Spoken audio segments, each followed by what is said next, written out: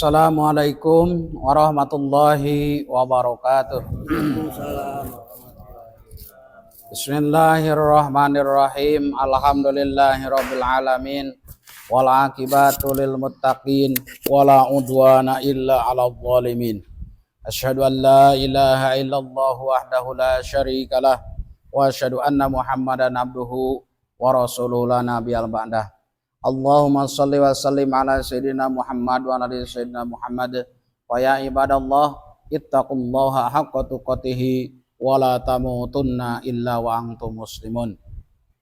Para hadirin kaum muslimin rahimakumullah, alhamdulillah pada kesempatan malam hari ini kita bisa berkumpul kembali dalam rangka rutinitas yang setiap malam Jumat kita adakan, yaitu belajar membaca Yasin. Mudah-mudahan kita semuanya yang hadir di sini melangkahkan kakinya dari rumah masing-masing menuju masjid ini, semua kesalahan-kesalahan kita diampuni oleh Allah Subhanahu wa taala. Amin amin ya Allah ya rabbal alamin. Salawat dan salam mudah-mudahan dilimpahkan oleh Allah kepada panutan kita, yaitu Nabi besar Muhammad sallallahu alaihi wasallam, berikut para keluarganya, para sahabat-sahabatnya, para ulama-ulama, sampailah ke umat akhir zaman sekalian. Amin amin ya Allah ya rabbal alamin. Dan juga mudah-mudahan saudara-saudara kita, nenek moyang kita, orang tua kita, anak kita, istri dan yang lainnya yang sudah meninggal, pelantaranya kita sebagai anaknya, sebagai cucunya ataupun sebagai suaminya, sebagai istrinya, memohonkan kepada Allah melalui membaca Yasin. Mudah-mudahan segala kesalahan-kesalahan nenek moyang kita, orang tua kita, anak cucu dan istri dan yang lain sebagainya diampuni oleh Allah Subhanahu wa taala. Amin amin ya Allah ya rabbal alamin. Dan juga kita tidak bosan-bosan mendoakan saudara-saudara kita yang belum bisa memaksakan diri untuk hadir ke masjid ini. Mudah-mudahan Allah Subhanahu wa taala memberikan kesadaran kepada mereka semuanya. Amin amin ya Allah ya rabbal alamin. Ila hadratin Nabiyil Mustafa Rasulullah sallallahu alaihi wasallam wa ala alihi wa sahbihi wa azwajihi wa dzurriyyati wa ahli baitihi wa ila hadratin malaikatil muqarrabin wa malaikatil katibin wa malaikatul syafara wa malaikatul hamalatul arsi malaikatur rahman wa malaikat Jibril wa Mikail wa Israfil wa Ijrail muqarrabin qiratin malik ridwan alaihi salam wa ila hadratin wa bi barakati wa karamati li ustadina wa ila hadratin wa bi barakati sahibil wilayatan kapitan Badruddin Yunus wa li jamil muslimin wal muslimat fi qaryah masjid syuhadatuna al-hadin ya al-fatihah. A'udzu billahi minasy syaithanir rajim. Bismillahirrahmanirrahim. Alhamdulillahi rabbil alamin. Arrahmanir rahim. Maliki yaumiddin. Iyyaka na'budu wa iyyaka nasta'in. Ihdinas siratal mustaqim. Siratal ladzina an'amta 'alaihim ghairil maghdubi 'alaihim waladdallin. Amin. A'udzu billahi minasy syaithanir rajim. Bismillahirrahmanirrahim. Yasin Yasin Yasin wal Qur'anil hakim innaka laminal mursalin ala siratim mustaqim tanzilal azizir rahim litundira qauman ma undira aba'uhum fahum ghafilun laqad aqal qawlu ala aktharihim fahum la yu'minun inna ja'alna fi anaqihim aghlalan fahiya ilal awqani fahum muqma'un innama amruhu idza arada syai'an ay yaqula lahu kun fayakun. Fasubhanalladzi biyadihi malakutu kulli syai'in wa ilaihi turja'un. Shadaqallahul azim. Allahumma shalli wa sallim ala sayyidina wa habibina wa syafi'ina maulana Muhammad wa sallim wa radiyallahu ta'ala an sadatina sahabat Rasulillah amin ya Allah ya rabbal alamin. Bismillahirrahmanirrahim. Alhamdulillahi rabbil alamin. Hamdan syakirin, hamdan na'imin, hamdan yuafi'u ni'amahu wa yukafi'u mazidah. Ya Rabbana lakal hamdu kama yanbaghi li jalalika wa wajhikal karimi wa 'azimi sultanik. Subhana munaffisi an kulli madiyun, subhana mufarrij an kulli mahzun, subhana man ja'ala khazainahu bainal kafi wan nun. Subhana man idza arada syai'an an yaqula lahu kun fayakun. Ya mufarrij farrij, ya mufarrij farrij, ya mufarrij farrij, ya mufarrij farrij. Farrij anni hammi wa ghammi farajan ajilan bi rahmatika ya arhamar rahimin. Allahumma salli ala nuril anwar wa ansiril asrar wa tiryakil aghyar wa miftahi babil yasar sayyidina maulana Muhammadin al-Mukhtar wa alil athhar wa ashabil ahyar adada ni'amillahi wa iqbalih. Rabbana atina fid dunya hasanah wa fil akhirati hasanatan wa qina adzabannar wa qina adzabannar wa qina adzabannar. Wa sallallahu ala sayyidina Muhammadin nabiyil ummi wa ala alihi wa sahbihi wa sallam. Subhana rabbika rabbil izzati amma yasifun wa salamun alal mursalin walhamdulillahi rabbil alamin. Nas'aluka al-ijabah al-Fatihah. A'udzubillahi minasyaitonir rajim. Iyyaka na'budu. Assalamualaikum warahmatullahi wabarakatuh. Adil Katalino Bacurabin Kasaruga Basengat Kajubata Sampurasun.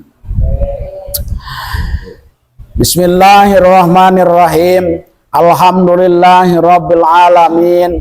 Wassalatu wassalamu ala asrofil anbiya'i wal mursalin wa ala alihi wa sahbihi ajmain. Asyhadu an la ilaha illallah wa asyhadu anna Muhammadan abduhu wa rasuluhu la nabiyal ba'dah. Allahumma salli wa sallim ala sayyidina Muhammad wa ala ali sayyidina Muhammad amma ba'du. Faya ibadallah ittaqullaha haqqa tuqatihi wa la tamutunna illa wa antum muslimun. Ma'asyiral muslimin rahimakumullah. Alhamdulillah pada malam hari ini kita berjumpa kembali dalam acara rutinitas yang setiap malam Jumat kita adakan. Mudah-mudahan kita yang hadir di sini semua kesalahan-kesalahan kita diampuni oleh Allah Subhanahu wa taala. Amin amin ya Allah ya rabbal alamin. Hadirin rahimakumullah. Insyaallah pada kesempatan malam hari ini membahas tentang masalah syaratnya berdoa ya. Sebelumlah melanjutkan ke situ, jadi namanya ibadah itu banyak, bukan cuman sholat. Nah, jadi yang namanya ibadah bukan cuman sholat. Kita membaca Al-Quran asalkan niat tulus ikhlas kepada Allah disebut juga ibadah. Terus apalagi, mohon maaf, kita melayani suami istri itu juga ibadah. Jadi yang namanya ibadah itu luas maknanya. Dan juga ibadah secara garis besar terbagi menjadi dua. Ada ibadah mahdoh, ada ibadah goer mahdoh. Yang ibadah yang mahdoh itu gimana? Ibadah yang mahdoh yang ditentukan. Contoh kayak sholat ditentukan enggak? tentukan waktunya, syarat rukunnya, terus lagi hal-hal yang membatalkan kepada sholat ditentukan, itu termasuk ibadah mahdoh. Kayak apalagi zakat, puasa, ibadah haji ditentukan, maka itu namanya ibadah mahdoh. Kalau ibadah kayak kita nih, tholabul ilmi, ini bukan ibadah mahdoh, tidak ditentukan, mau siang, mau malam, mau jam berapa, silahkan. Nah, jadi doa itu termasuk ibadah, tetapi bukan ibadah mahdoh, ibadah goer mahdoh. Nah, sungguh pun demikian, doa itu mempunyai syarat tertentu, mempunyai tata cara sopan santun. Apa yang dinamakan doa adalah permohonan seorang hamba yang tulus kepada Allah. Dinamakan doa. Kadang-kadang mohon maaf, bukan masalah tidak sah. Ya Allah, saya minta anu. Sopan santunnya kemana? Kenapa harus sopan santun? Kayak kita meminta kepada orang tua supaya orang tua kasihan kepada kita, otomatis kita pun ada triknya, ada caranya. Apalagi kepada Allah. Mananya wallahu alam bil muradihi wa rasulihi. Dan apabila hamba-hambaku bertanya kepadamu wahai Muhammad tentang masalah aku, maka jawablah bahwasannya aku adalah dekat. Aku mengabulkan permohonan orang-orang yang berdoa. Apabila ia memohon kepadaku, maka hendaklah mereka itu melaksanakan segala perintahku, dan hendaklah mereka beriman kepadaku agar mereka memperoleh kebenaran. Jadi kalau melihat ayat ini, maka syarat berdoa kepada Allah ada dua. Yang pertama, melaksanakan perintah Allah. Nah, perintah Allah itu banyak. Banyak Allah di dalam Al-Quran secara garis besar terbagi dua. Di dalam Al-Quran Allah menyuruh dan melarang. Menyuruh kepada kebaikan, melarang dengan kejahatan, secara garis besar dua dalam Al-Quran. Jadi melaksanakan perintah Allah maknanya luas. Jadi melaksanakan perintah Allah, apa peraturan Allah? Aturan Allah yaitu Islam. Untuk dapat doa seseorang didengar oleh Allah, hendaklah ia menjadi seorang muslim yang sesungguh-sungguhnya. Maknanya wallahu alam bil muradihi wa rasulihi. Wahai orang-orang yang beriman, masuklah kamu ke dalam Islam secara keseluruhan, dan janganlah kamu turutkan langkah-langkah setan. Sesungguhnya setan itu musuh yang nyata bagimu. Orang-orang beriman disuruh oleh Allah masuk ke dalam Islam secara keseluruhan. Dalam arti kata, orang beriman, orang Islam, tingkah lakunya maka diatur. Jangan kayak gini, mengaku orang Islam tapi tingkah laku perbuatan bukan Islam. Salah. Coba di dalam agama Islam unik. Dari pertama kita tidur ada doanya. Bismillahirrahmanirrahim. Bismika Allahumma ahya wa bismika amut. Langsung tidur. Udah itu, udah tidur, bangun tidur ada doanya juga. Di dalam agama Islam diatur kok. Jangan sampai kita mengaku agama Islam, tapi tata cara perbuatan kayak tadi contohnya kayak apa tadi, mau tidur tidak dibaca doa. Kok mengaku Islam, di dalam Islam diatur. Makan, maka disunatkan ya baca doa. Kenapa harus baca doa? Supaya ingat tujuannya kepada Allah. Kadang-kadang kita terbalik kan, kalaulah makan yang enak, kalau makan gratis baru Allahumma barik lana fima razaqtana wa qina adzabannar. Kalau makan sendiri tak ada. apalagi dengan daun ubi, wah semau-maunya makannya. Yang penting kenyang. Ya, jadi harus dipakai supaya menyadari intinya bahwa kita bisa tangan bisa bergerak, mulut bisa dibuka. Siapa yang menggerakkan kalau bukan Allah Subhanahu wa Ta'ala? Ya, terus lagi kita masuk WC ada doanya. Jangan istilahnya masuk WC lalu sambil melagu bernyanyi, wah bahaya. Setan semakin tepuk tangan, wah kata setan, ada ayung aku kata Nian masuk. Nah, ya. Itu di dalam Islam diatur. Maka kita usahakan orang yang beriman masuk ke dalam Islam secara kafah, keseluruhan. Harus dibuktikan, oh saya ini orang beriman, orang Islam. Maka tingkah lakunya kayak gimana sih orang Islam? Ucapannya kayak gimana sih orang Islam? Pakaiannya kayak gimana sih orang Islam? Jangan tidak bisa dibedakan. Mengaku Islam tapi pakaian bukan Islam. Bahaya. Engkau mengaku orang Islam tetapi doa mau makan tidak hafal, ini mau kemana? Paling tidak kita membaca Bismillahirrahmanirrahim. Tuh. Jadi segala sesuatu di dalam Islam diatur. Ya, kayak kita mohon maaf, kayak kita apalagi mau bertemu suami istri juga ada doanya. Makanya supaya anaknya bagus, supaya menjadi anak yang soleh dan solehah, harus baca doanya. Jangan lain bantai-bantai saja, mentang-mentang bunuh Yahudi pahalanya banyak, lalu main bantai, ya salah.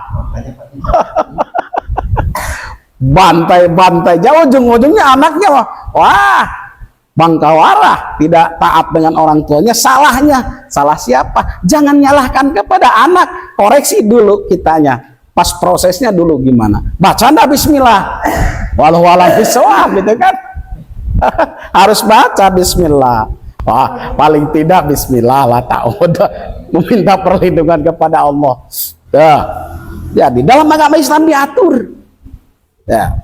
Apalagi dari pertama bangun tidur langsung tidur kembali. Kita masuk rumah juga enggak, pasti bukan gitu orang Islam tuh. Masuk ke dalam rumah saudara kita tetap baca salam. Ya, kalaulah udah jelas tetangga kita banyak orang non, ya enggak usah lah. Ya, kalau sesama orang kita jangan pakai panggil nama. Mau ada mau tidak ada tetap assalamualaikum. Jangan disamakan. Ini kadang-kadang udah tahu kita mau bertamu ke orang Islam, saudara kita, satu akidah, satu keyakinan. Lalu lah, pasti mau cemana? Permisi, jangan pakai gitu. Assalamualaikum. Tuh. Jadi di dalam agama Islam diatur semuanya. Dan janganlah turutkan langkah-langkah setan. Sesungguhnya setan itu musuh yang nyata bagimu. Yang menjadi musuh untuk kita adalah setan. Musuh kita bukan para ulama, musuh kita bukan para kiai, musuh kita bukan para ustadz, musuh kita bukan orang alim. Musuh kita yang nyata adalah setan. Kadang-kadang menjadi heran, diajak ayo ngaji, wah itu musuh aku udah ngajak ngaji. Salah. Musuh kita adalah setan. Ya. Hujibatin naru bisyahawati wa hujibatil jannatu bil makarih. Neraka itu dihalangi dengan syahwat dan surga itu dihalangi dengan makarih, hal-hal yang dibenci jiwa. Neraka itu dihalangi dengan syahwat. Dah usah ngaji, lebih baik nonton TV. Sekarang enak. Masalah pengetahuan tinggal dibuka aja HP banyak. Masalah kita pengen membaca Al-Quran tinggal dibuka Al-Quran. Yang diperlukan adalah perjuangan. Ya, bukan seala kadar kita taunya, perjuangan yang diutamakan. Mana buktinya, Sob? Kalau memang sekarang cukup memerlukan media sosial, cukup memerlukan buku untuk pengetahuan tentang agama ataupun yang lainnya. Kenapa pesantren sampai sekarang masih ada? Sekolah juga masih ada. Padahal apa susahnya, tinggal beli bukunya, tinggal beli kitabnya. Banyak, tinggal baca. Yang diperlukan adalah perjuangan. Bukan masalah pengetahuannya, perjuangannya. Coba kalau kita berangkat dari rumah ke sini, letihlah, capek, itu yang menjadi pahala. Coba kalau pakai media sosial, kadang-kadang kalau kita lagi baca buku, baca Al-Quran di HP, gimana sopan santunnya? Santai aja kan? Kadang-kadang sambil baring lah, sambil apalah. Jadi kita penuh perjuangan. Dan surga itu dihalangi dengan makari, hal-hal yang dibenci jiwa. Maksudnya hal-hal yang dibenci. Nah, tadi hal-hal yang dihalangi, syahwat. Nah, sekarang hal-hal yang dibenci dengan jiwa. Maksudnya gimana? Nah, ya. Ngaji itu menurut hawa nafsu, memang capek, letih. Hawa nafsu kan? Dan juga gitu-gitu aja sih ngaji itu.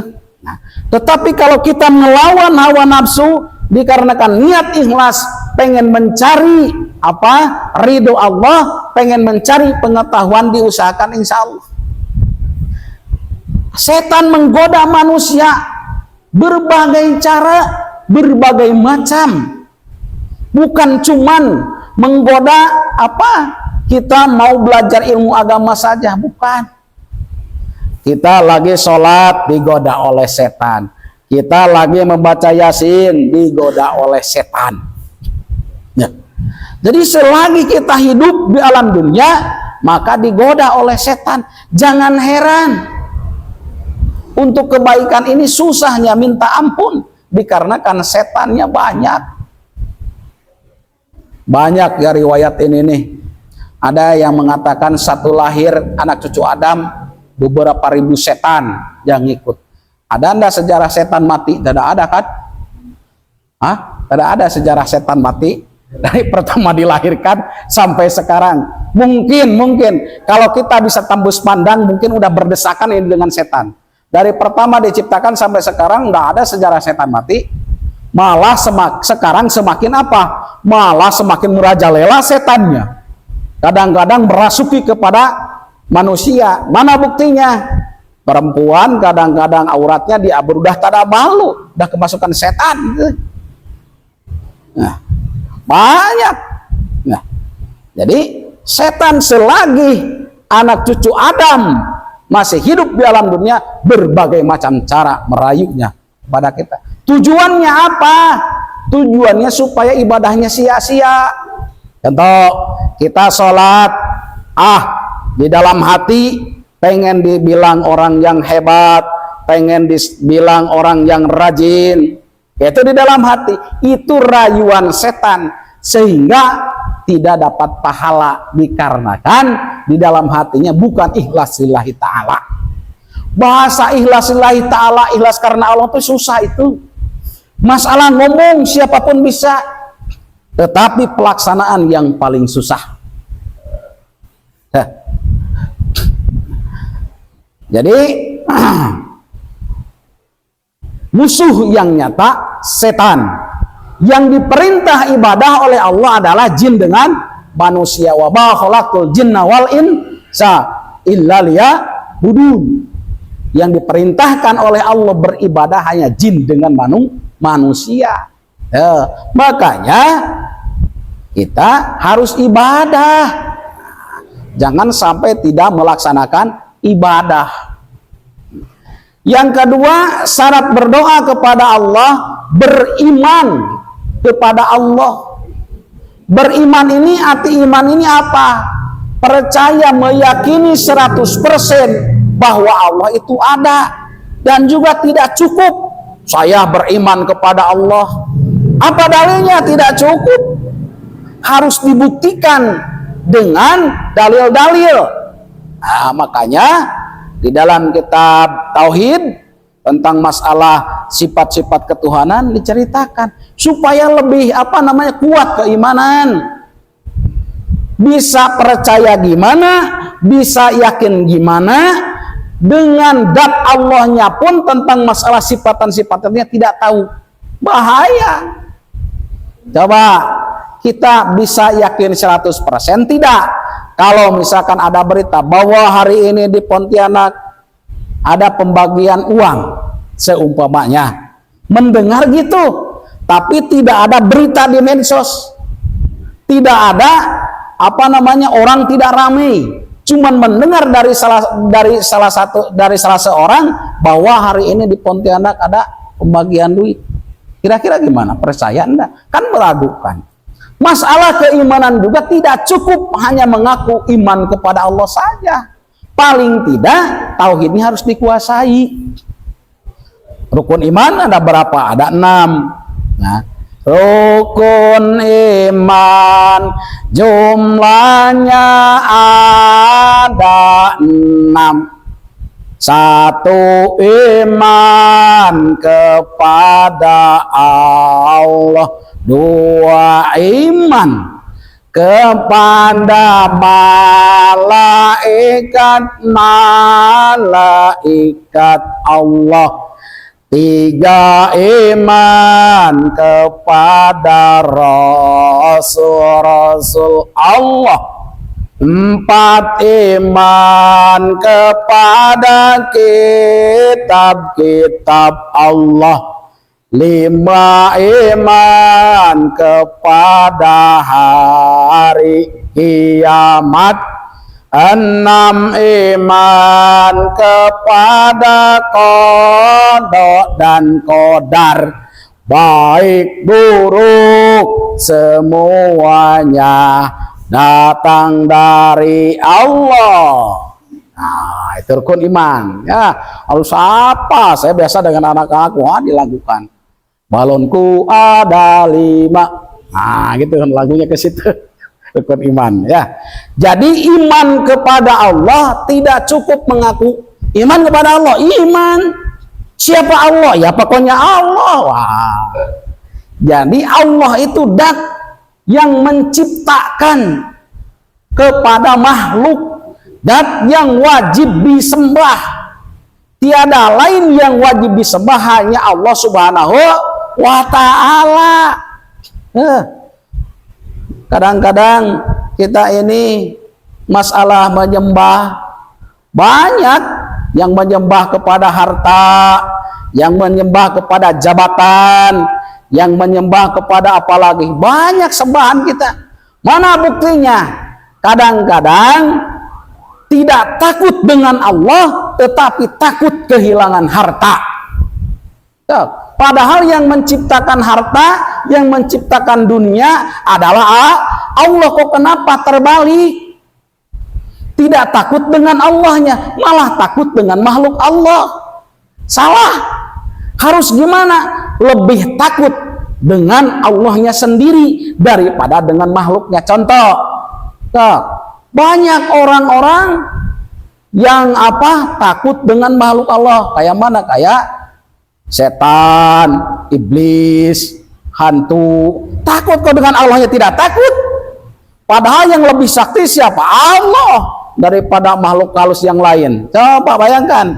Mana buktinya? Buktinya tidak takut dengan Allah, banyak yang meninggalkan sholat, berarti menandakan tidak takut dengan Allah. Itu tuh susah untuk membuktikan 100% kita takut dengan Allah tuh. Ya, kalau masalah bicara pengakuan, oke, banyak yang memahami, tetapi yang diperlukan adalah mempraktekkan. Mana buktinya takut kepada Allah? Mana buktinya iman kepada Allah itu? Jadi Allah wajib diketahui secara perinci sifat-sifatnya. Yang wajib ada 20, yang mustahil ada berapa? 20 yang jaiz ada 1. Allah wujud qidam baqa mukhalafatul lil hawa isi qiyamuhu binafsihi wadaniyat qudrat iradat ilmu hayat sama basor kalam qadiran muridan aliman hayan sami'an basiran mutakaliman. Apa enggak? Itu ya. Jadi Allah yang pertama, dat yang wujud. Ya, dat yang apa? Wujud tadi ya. Apa arti wujud? Ada. Jadi yang bahasa ada, bahasa ada menurut manusia pada umumnya maka bisa dilihat oleh mata dohir. Padahal tidak semuanya yang dikatakan ada bisa dilihat oleh mata dohir. Makanya Allah itu gelarnya Maha. Kenapa digelar Maha? Allah itu melebihi makhluknya. Yang lebih hebat Allah, yang lebih pintar Allah, yang lebih kaya Allah, yang lebih bijaksana Allah, yang lebih mengampuni kepada kesalahan-kesalahan makhluknya Allah, yang lebih pemaaf siapa? Allah. Makanya Maha, melebihi makhluknya. So, sehebat-hebatnya manusia, sealim-alimnya manusia tidak sama dengan sehebatnya Allah Subhanahu wa taala. Makanya untuk apa sombong? Tidak pantas manusia sombong. Tidak pantas manusia apalagi angkuh. Sebab sifat sombong hanya milik Allah Subhanahu wa taala. Jadi kita nih banyak yang merasa, wah saya yang paling hebat, saya yang paling pintar, saya yang paling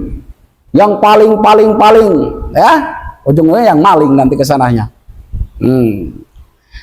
Tidak ada manusia yang hebat. Orang yang hebat bukan yang pintar, orang yang hebat bukan yang banyak harta, orang yang hebat bukan orang yang rajin membaca Al-Quran, orang yang hebat bukan orang yang rajin sedekah, orang yang hebat bukan orang yang pemaaf. Orang yang hebat adalah orang yang menyadari kepada kesalahannya masing-masing. Sebab apa? Tidak ada manusia yang tidak punya kesalahan. Kita semuanya bisa mengoreksi, wah si anu salah, si anu salah, si anu salah. Mudah kalau masalah gitu. Tetapi mengoreksi diri kita sendiri susah. Makanya orang yang hebat tuh itu. Menyadari kepada kesalahannya masing-masing. Nah, balik lagi. Yang pertama Allah mempunyai sifat wujud. Artinya ada. Lawan sifat wujud sifat Adam. Apa artinya Adam? Tidak ada. Kenapa kita mengetahui bahwa Allah mempunyai sifat wujud? Dalilnya apa? Wujudu hadhil makhlukati, adanya makhluk. Bahasa makhluk siapa? Selain dari Allah makhluk. Ada benda hidup, ada benda mati menurut manusia. Kadang-kadang hidup, kadang-kadang mati. Wujud qidam baqa mukhalafatul lil hawadisi dan seterusnya. Ya. Yang nomor kedua, sifat Allah adalah wujud qidam. Apa arti qidam? Terdahulu. Terdahulunya Allah beda dengan terdahulunya makhluk. Kalau terdahulunya makhluk bisa dikatakan kapan? Bisa. Contoh bapak kita Nabi Adam alaihi salam. Kapan diciptakan oleh Allah? Pas waktu diciptakan oleh Allah, awal mulanya dari apa? Dari tanah. Tuh. Selain dari Allah ada awalnya. Ada permulaannya, ada prosesnya. Kayak alam dunia, yakin alam dunia ada awalnya, yakin dikarenakan apa? Ada berubah. Setiap perkara yang berubah pasti ada awalnya dan juga bakalan ada akhir. Alam dunia berubah, kadang ada malam, kadang ada siang, ada hujan, ada kemarau, menandakan alam dunia bakalan hancur. Tuh. Jadi syarat berdoa kepada Allah yang nomor kedua beriman kepada Allah. Cukup enggak beriman kepada Allah? Tidak. Di dalam rukun iman tadi yang nomor kedua iman kepada apa? Kepada malaikat Allah. Malaikat yang wajib diketahui secara perinci ada berapa? Malaikat yang wajib diketahui secara perinci ada berapa? Udah. Wajib kita tahu semuanya. Malaikat yang wajib kita tahu semuanya 10 sudah tentu. Jibril, Mikail, Israfil, Ijrail, Munkar, Nakir, Raqib, Atid, Malik, Ridwan. Jadi malaikat yang wajib kita ketahui secara perinci 10. Jibril, Mikail, Israfil, Izrail, Munkar, Nakir, Raqib, Atid, Malik, Ridwan. Itu harus apa? Yang seterusnya nomor ketiga di dalam rukun iman kepada pertama iman kepada Allah, dua iman kepada malaikat Allah, ketiga iman kepada rasul-rasul Allah. Rasul yang wajib diketahui secara perinci ada berapa? Ada 25. Wajib kita tahu semuanya Rasul 25. Adam, Idris, Nuh, Saleh, terus Ibrahim, Lut, Ismail, Ishak, Yakub, Yusuf, Ayub, Su'aib, Musa, Harun, Dzulkifli, Daud, Sulaiman, Ilyas, Ilyasa, Yunus, Zakaria, Yahya, Isa, Muhammad, Khotamul Anbiya. Yang keempat di dalam rukun iman adalah iman kepada kitab-kitab Allah. Kitab-kitab Allah yang wajib diyakini ada berapa? Ada 4. Taurat, Zabur, Injil dengan Al-Quran. Kalau memang Taurat, Zabur, Injil sama isinya dengan Al-Quran, maka harus diyakini. Nah, orang Islam mempunyai kitab Al-Quran. Nah, Al-Quran itu adalah buku panduan. Kalau kita pengen selamat dunia akhirat, mengikuti Al-Quran. Kayak kita contoh gini, menggunakan misalkan pakai motor yang baru, otomatis ada buku panduannya, cara pemakaiannya. Maka di dalam buku panduan pertama menu, terus udah menu ada lagi mau menghidupkan motor gini caranya. Supaya apa? Supaya selamat motor itu tidak rusak. Nah, di dalam kehidupan kita juga gitu. Al-Quran yang mengatur supaya selamat dunia akhirat ini, kata Al-Quran. Kadang-kadang kita dengan Al-Qurannya tidak kenal. Kadang-kadang kita dengan Al-Qurannya tidak tahu. Kadang-kadang kita dengan Al-Qurannya tidak ada sopan santun. Mau gimana? Bisa selamat dunia dan akhirat. Nah, ya, yuk kita sama-sama sedikit demi sedikit merubah kebiasaan yang tidak sesuai menurut hukum agama, sedikit-sedikit dirubah. Ya. Jadi di dalam rukun iman yang nomor kelima apa? Iman kepada hari kiamat. Hari kiamat, hari terakhir. Alam dunia ini bakalan hancur. Semuanya selain dari Allah hancur. Kapan? Wallahu a'lam bishawab. Ya, Allah yang maha tahu masalah kapan, tahun berapa, jam berapa, tanggal berapa, masalah hancurnya alam dunia. Tidak diceritakan. Allah yang maha tahu tentang masalah hancurnya alam dunia. Kita harus meyakini bahwa adanya hari kiamat. Yang nomor keenam, iman kepada qada dan qadar. baik buruk semuanya datang dari Allah. Ya, jadi pekerjaan ataupun hal-hal yang jelek, hal-hal yang baik semuanya dari Allah. Oh, kenapa kita kalau melakukan jahat ataupun jelek menurut hukum agama disiksa? Dikarenakan kita bisa memilih mana yang baik dengan mana yang jelek, itu disiksa. Bukan masalah melaksanakannya. Contoh, ya, kita bisa bergerak, siapa? Allah yang menggerakkan. Kita jalan kemana-kemana, Allah yang menggerakkan. Kok kenapa kalau kita tidak sholat disiksa oleh Allah? Bukan masalah kita meninggalkannya, bukan. Dikarenakan kita bisa memilih antara baik dengan buruk. Kalau pengen tidak disiksa oleh Allah, pengen bebas di alam dunia semau-maunya, silahkan, harus menjadi orang gila. Nggak ada hukuman untuk orang gila. Ada ndak kena hukum orang gila kalau mencuri? Tidak ada kan? Mau mabok, mau telanjang, masa bodoh orang gila. Maka kita kalau pengen bebas, tidak ada hukuman, silahkan menjadi orang gila.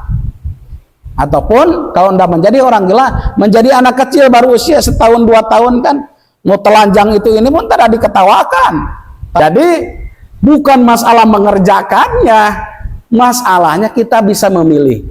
Ya, itu yang nomor keenam di dalam rukun iman, iman kepada qada dan qadar. Ya. Jadi kesimpulan tausiah pada malam hari ini, syarat berdoa kepada Allah ada 2. Yang pertama, melaksanakan perintah-perintah Allah Subhanahu wa taala, dan yang kedua, beriman kepada Allah Subhanahu wa taala. Ya. Hanya itu saja yang bisa saya sampaikan pada kesempatan malam hari ini. Mohon maaf apabila ada kata-kata yang salah, yang kurang berkenan di hati semuanya, baik yang menonton ataupun yang hadir pada malam hari ini. Dan juga jikalaulah ada kata-kata yang benar, kebenaran mutlak dari Allah Subhanahu wa taala, dikarenakan saya ini tidak pandai apa-apa. Kalau tidak ada pertolongan dari Allah, maka kita tidak bisa apa-apa. Al-insanu malwatawa nisyan, manusia tempat lupa dan salah. Ya. Jadi hanya itu saja yang bisa saya sampaikan. Ditutup dengan membaca doa. Bismillahirrahmanirrahim. Alhamdulillahirabbil alamin. Hamdan syakirin hamdan na'imin. Hamdan yuafi'u ni'amahu wa yukafi mazdah. Ya Rabbana lakal hamdu kama yanbaghi li jalalika wajhikal karim wa azimi sultanik. Rabbana zalamna anfusana wa illam taghfir lana wa tarhamna lanakunanna minal khasirin. Rabbana zalamna anfusana wa illam taghfir lana wa tarhamna lanakunanna minal khasirin. Rabbana zalamna anfusana wa illam taghfir lana wa tarhamna lanakunanna minal khasirin. Rabbana atina fid dunya hasanah wa fil akhirati hasanah wa qina adzabannar wa qina adzabannar wa qina adzabannar. Sallallahu alaihi sayyidina Muhammadin nabiyil ummi wa ala alihi washabihi wasallam. Subhana rabbika rabbil izzati amma yasifun wa salamun alal mursalin walhamdulillahi rabbil alamin. Assalamualaikum warahmatullahi wabarakatuh. Adil katalino bacuramin kasaruga basa ingat kajubata.